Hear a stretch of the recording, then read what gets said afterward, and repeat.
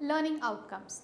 After studying this module, you shall be able to know about an industry's leading economic features, learn the factors driving industry change and assess their impacts, understand the concept of key success factors KSFs, assess the attractiveness of an industry in terms of profits and growth.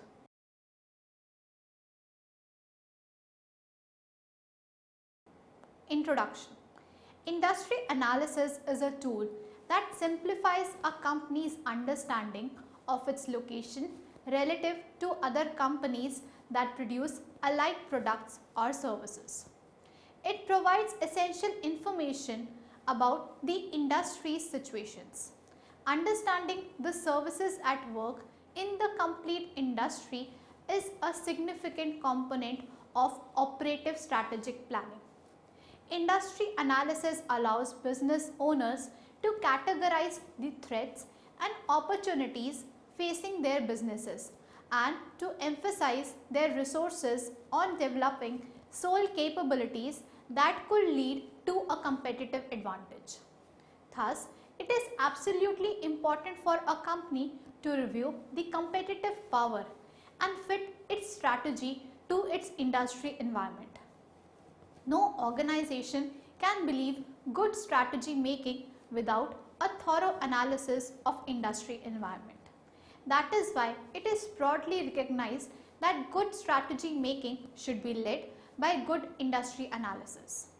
From this study, managers can obtain evidence concerning many industry related issues such as the following. Economic features of the industry like market size, number of customers and sellers, technology, degree of variation of products, market growth potential, etc. Strength of competition and competitive pressures in the marketplace. Major driving services in the industry that cause pressures for change.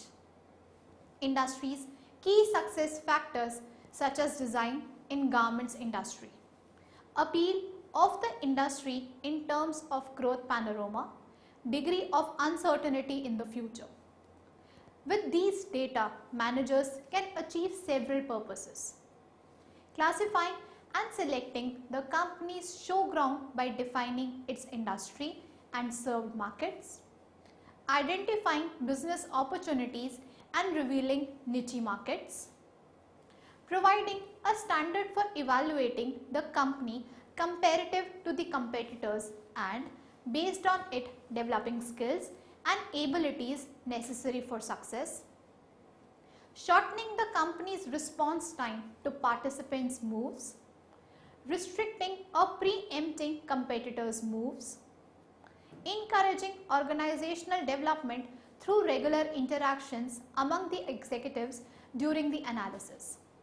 Helping the company to gain a competitive lead through identifying any zone where the company holds a substantial advantage over its rivals.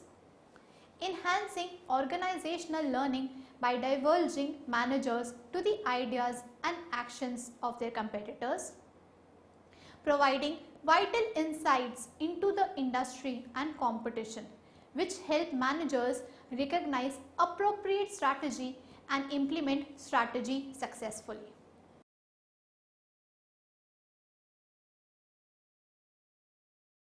Now we will discuss upon dominant economic features of an industry. Because industries differ so knowingly, amazingly, a company's industry and economic environment begins with classifying an industry's leading economic features and gaining an accurate and perspective view of the industry. Table 1 provides a summary of what economic features to look at and the corresponding questions to consider in summarizing an industry's landscape. The first economic feature is market size and growth rate. Questions to answer can be: how big is the industry and how fast is it growing?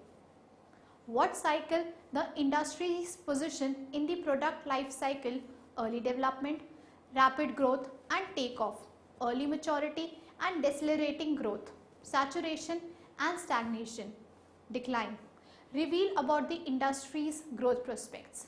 The next economic feature can be number of rivals, and the corresponding questions can be, is the industry disjointed into many small companies or concentrated and dominated by a few large companies? Is the industry uniting to a smaller number of competitors? The next economic feature can be scope of competitive rivalry, and the correspondence questions can be, is the geographic area over which most companies compete local, regional, national, multinational or global? Is having a presence in foreign markets becoming more significant to a company's long-term competitive success? The next economic feature can be number of buyers, and the corresponding questions can be, is market demand disjointed among many buyers? Do some buyers have bargaining power because they purchase in large volume? Next feature, degree of product differentiation, and the corresponding questions, are the products of rivals becoming more differentiated or less differentiated? Are the products of rivals becoming progressively similar and causing sensitive price competition? The next feature could be product innovation, and the corresponding questions could be, is the industry characterized by rapid growth innovation and short product life cycles?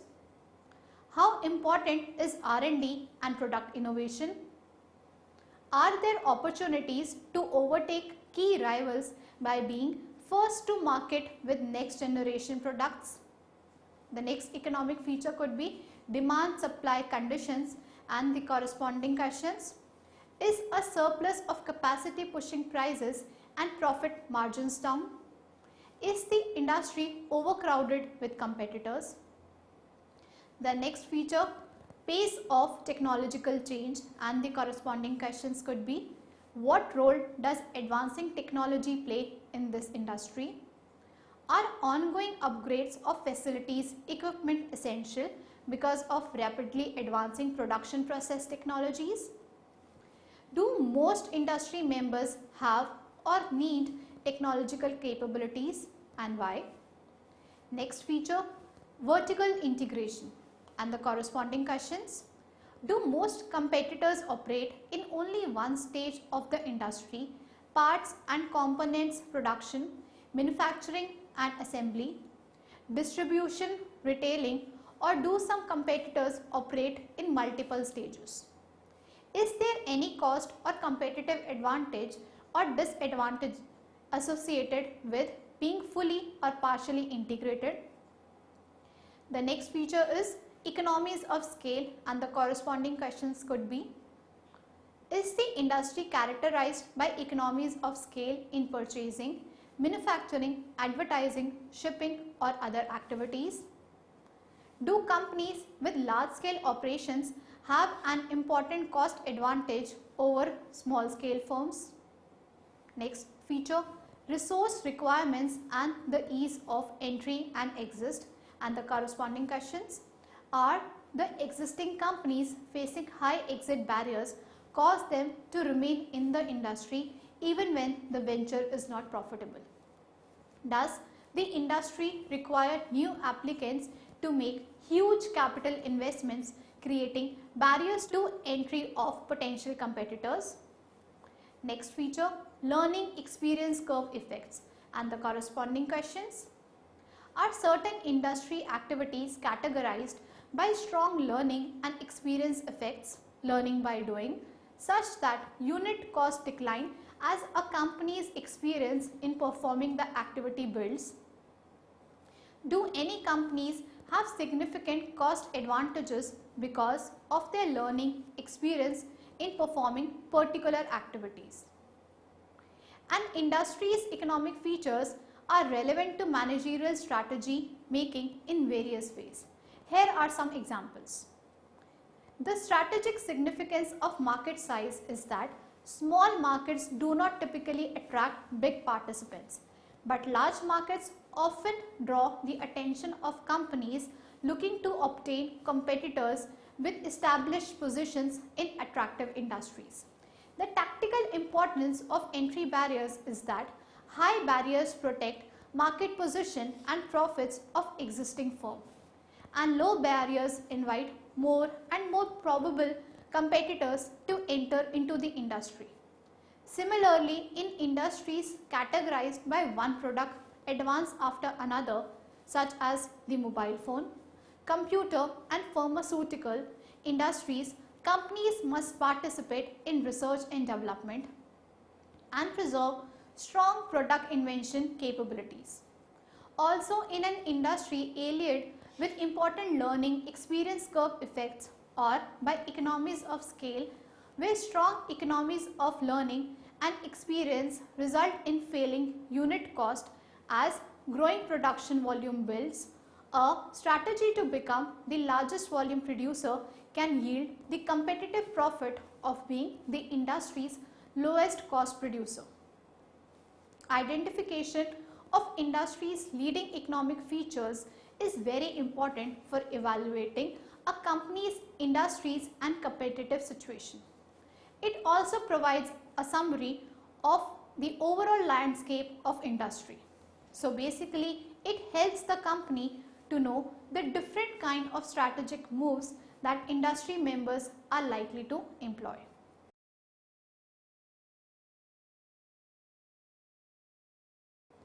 Now, what are the driving forces in an industry? Economic characteristics say a very little about the ways in which the environment may be changing because of new developments in the industry. New developments take place in the industry because significant forces are always driving the industry members, competitors, customers and providers to amend their actions. The popular hypothesis that business go through a life cycle or takeoff, rapid growth, early development and slowing growth, market saturation and eventual stagnation or decline helps explain industry change. But there are more causes of industry change than an industry's normal progression through the life cycle that need to be identified and their impact to be understood. These forces in the industry are the major underlying causes of changing competitive conditions in the industry. These are called driving forces. Depending on the nature of industry, there may be various drivers of industry and competitive change. The driving forces create pressure on competitors, suppliers and customers to change their actions. They tend to change competitive conditions in the industry. Table 2 provides a summary of the most common driving forces. Early detection of dynamic forces is possible through methodologically and frequently scanning the industry environment as well as other peripheral factors known as environmental scanning.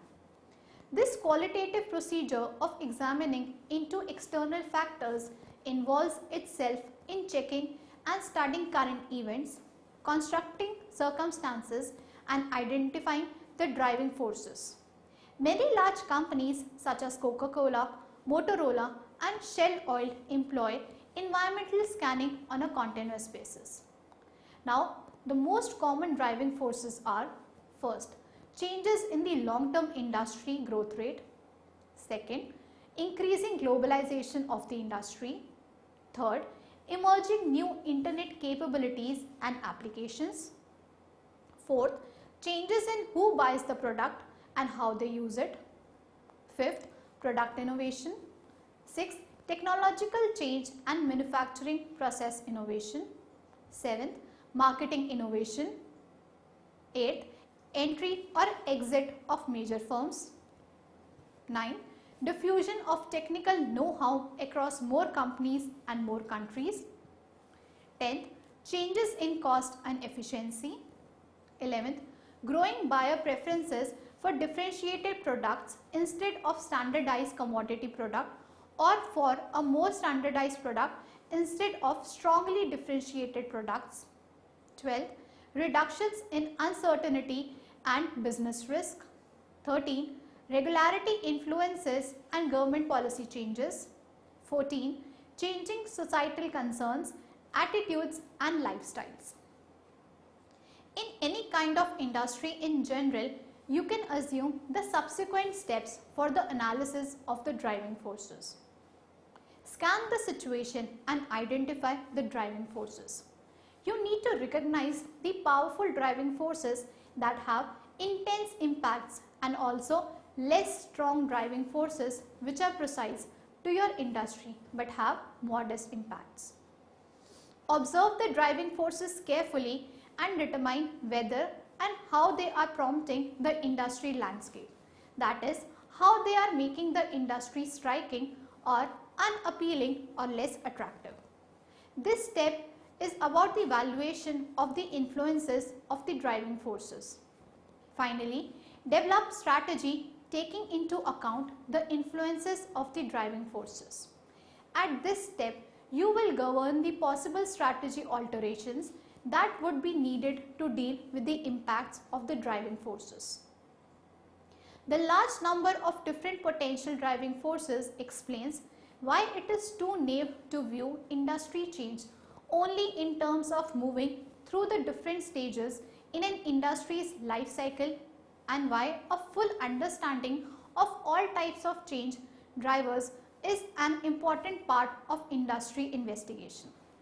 However, while many forces of change may be at work in a given industry, no more than 3 or 4 are likely to be true driving forces influential enough to qualify as the major causes of why and how the industry is changing.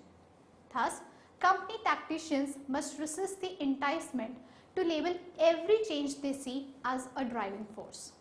The logical task is to assess the forces of industry and competitive alteration carefully enough to separate main factors from minor ones. This will help managers frame sound strategy. Driving forces analysis is in realism considered as having practical value and is basic to the task of thinking strategically about where the industry is headed and how to prepare for the changes ahead.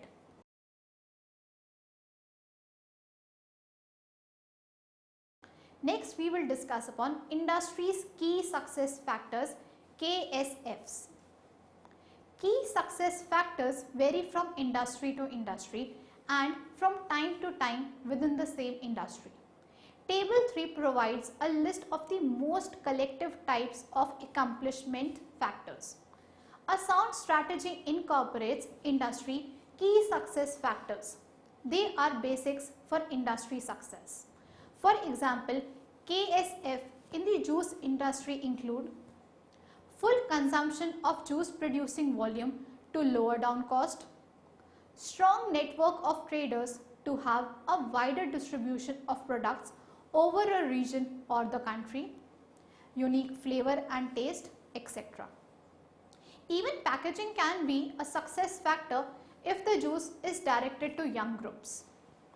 Determining the industry's accomplishment factors given prevailing and anticipated industry and competitive conditions is a top priority recent concern. At the very least, managers need to comprehend the industry condition well enough to know what is more important to competitive achievement and what is less significant. They need to know what kinds of resources are competitively valued. Misdiagnosing the industry factors serious to long-term economic success greatly raises the risk of a misdirected strategy. In distinction, a company with observant understanding of industry KSF can gain maintainable competitive advantage by training its policy on industry KSFs and dedicating its energies to being specifically better than rivals on one or more of these factors. Certainly, companies that stand out on a particular KSF enjoy a stronger market locus for their efforts. Being specifically better than rivals on one or more key success factors presents a golden opportunity for gaining modest benefit. Hence, using the industry's KSF as keystones for the company's plan and trying to gain sustainable competitive benefit by excelling at one particular KSF is a fruitful competitive strategy approach. Now, the common types of key success factors are: first, technology related KSFs.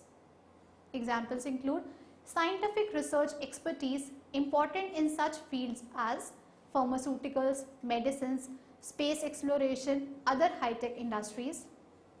Technical capability to make innovative improvements in production processes. Product innovation capability, expertise in a given technology, capability to use the internet to disseminate information, take orders, deliver products or services. The second being manufacturing related KSFs. Examples include low cost manufacture effectiveness, achieve scale economies, capture experience curve effects. Quality of manufacture, fewer defects, less need for repairs. High utilization of fixed assets, important in capital intensive high fixed cost industries. Low cost plant locations, access to adequate supplies of skilled labor. High labor productivity, important for items with high labor content.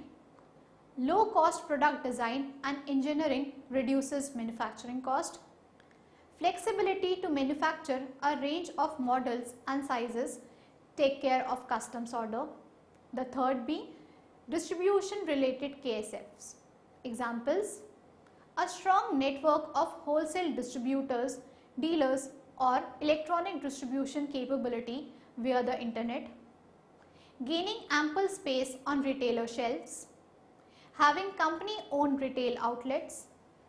Low distribution cost. Fast delivery. The fourth include marketing related KSFs.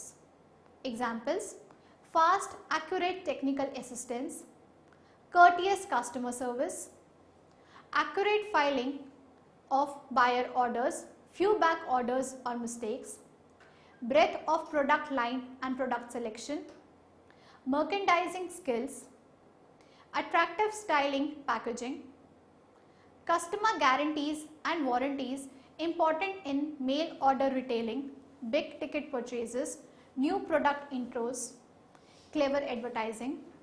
The fifth include skills related KSFs. Examples: superior workforce talent important in professional services like accounting and investment banking, quality control know-how, design expertise important in fashion and apparel industries and often of the keys to low cost manufacture, expertise in a particular technology, and ability to develop innovative products and product improvements, and ability to get newly conceived products past the R&D phase and out into the market very quickly. Sixth, organizational capability. Examples: superior information systems important in airline travel, car rental, credit card and lodging industries. Ability to respond quickly to shifting market conditions, streamline decision making, short lead times to bring new products to market. Superior ability to employ the internet and other aspects of electronic commerce to conduct business. More experience and managerial know-how. The seventh, other types of KSFs.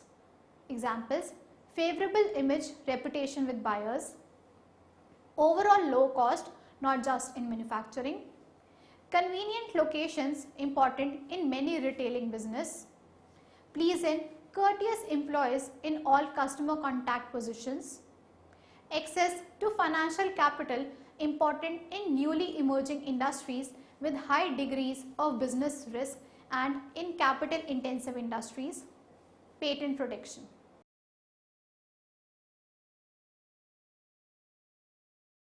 The next is industry attractiveness. Strategy makers in a company must be able to give answer to the question, is the industry attractive and what its prospects for above average productivity are. In order to answer to this question, strategists review the complete industry situation and develop logical conclusions about the relative attractiveness or unattractiveness of the industry. When evaluating whether an industry has both near-term and long-term attractiveness, there are many important factors that must be assessed.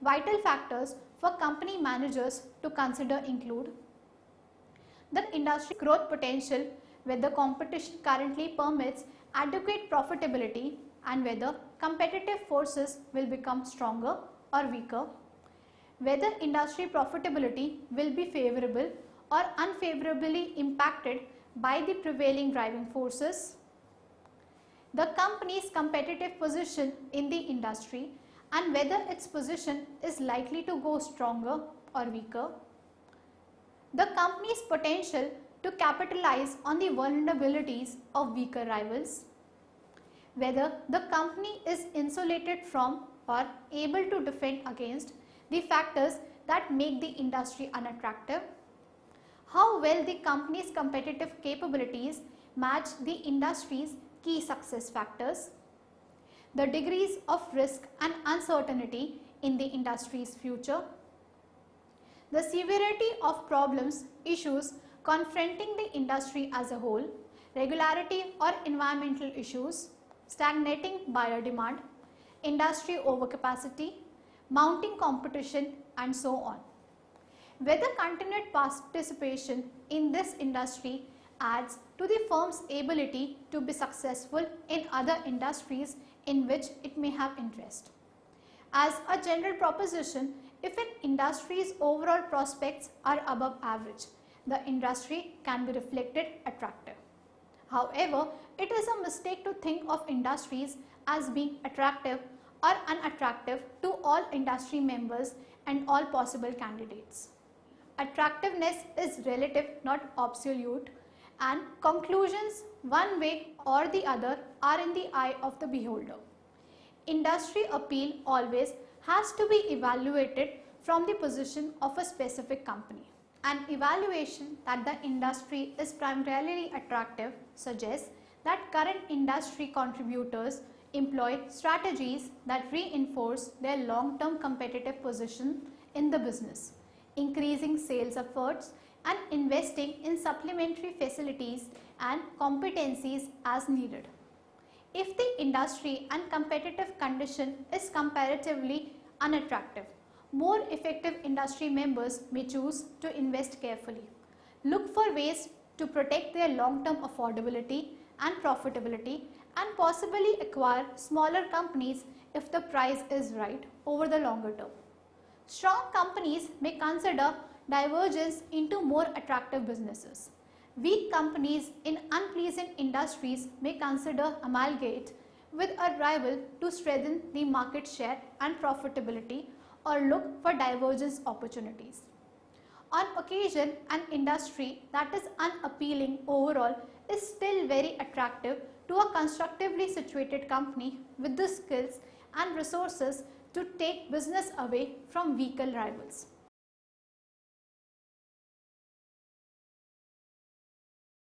Now, let us summarize. A comprehensive industry analysis requires companies to take an objective view of the underlying forces, attractiveness, and success issues that determine the arrangement of the industry. Industry study provides information about the industry circumstances that help strategy makers concentrate on strategic thinking and forecasting the future of the industry. An insight about the overall industry circumstances facilitates the formulation of effective and pragmatic strategies, positioning the company for success and making the most efficient use of the company's limited resources. Once the forces distressing competition in an industry and their fundamental causes have been identified, the firm is in a position to classify its strengths and weaknesses comparative to the industry. An effective competitive policy takes offensive act in order to generate a defendable place against the competitive forces. Some of the likely strategies include arranging the firm to use its unique competencies as protection, influencing the balance of outside forces in the firm's favor or expecting shifts in the fundamental industry factors, and adapting before competitors do in order to gain a competitive advantage.